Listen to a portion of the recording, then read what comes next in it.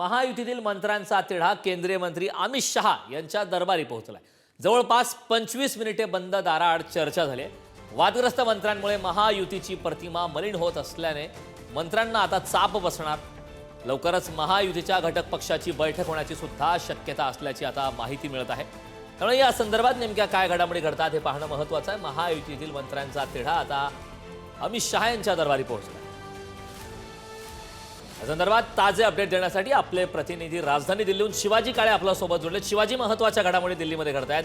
महायुतीतील मंत्र्यांचा तिढा आता थेट अमित शहांच्या दरबारी पोहोचलाय। काय घडते नेमकं दिल्लीमध्ये? राजधानी दिल्लीमध्ये मंत्रालयासह जे महत्त्वाचे प्रोजेक्ट आहेत त्या संदर्भामध्ये दिल्लीमध्ये चर्चा झाली।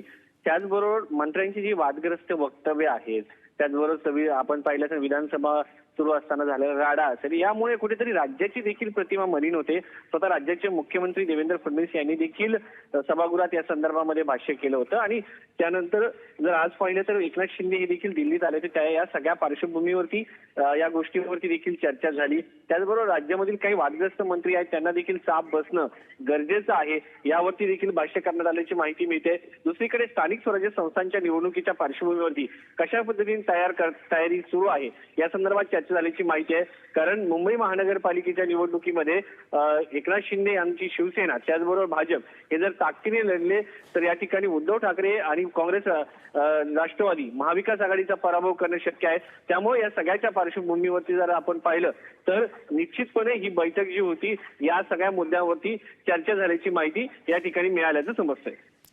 अगदी नक्कीच शिवाजी, खूप खूप धन्यवाद या महत्त्वपूर्ण अशा माहितीसाठी।